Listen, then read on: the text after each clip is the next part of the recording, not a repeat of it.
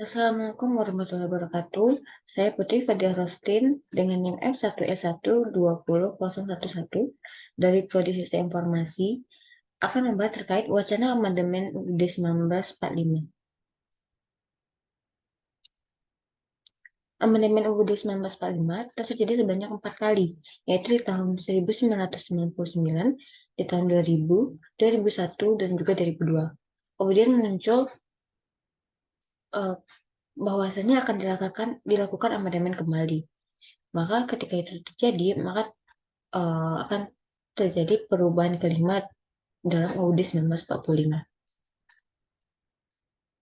Kemudian awal mula dari wacana tersebut, yaitu ketika MPR periode 2014 sampai dengan 2019 mengeluarkan 7 rekomendasi. 7 rekomendasi itu adalah: 1. Pokok-pokok haluan negara atau PPHN.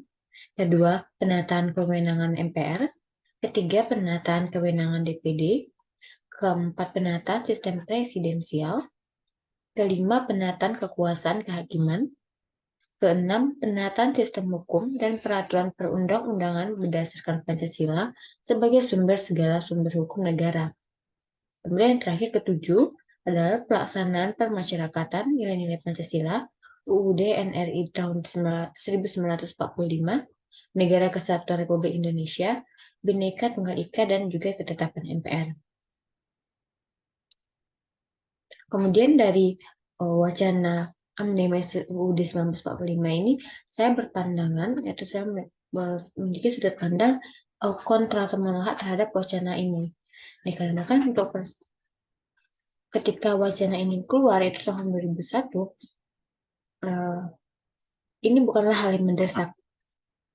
Dan 2021 ada hal yang perlu diselesaikan terlebih dahulu, yaitu COVID.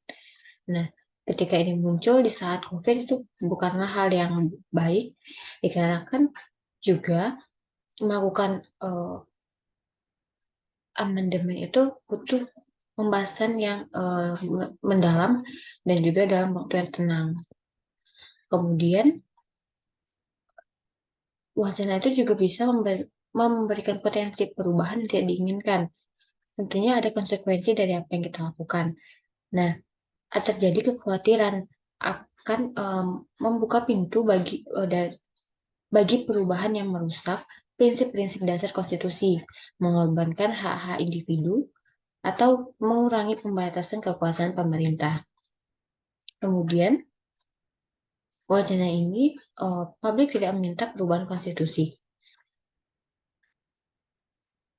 Perubahan konstitusi itu adalah dasar hukum tertinggi di negara.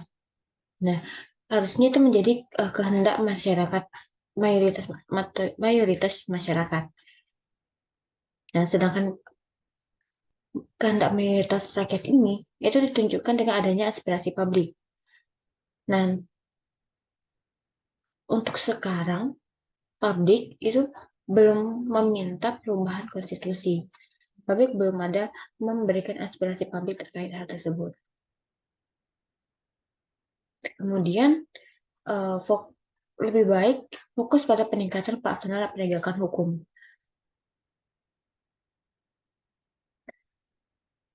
Mengatasi masalah yang ada dan meningkatkan akuntabilitas, pemerintah dapat lebih efektif daripada melakukan perubahan besar-besaran.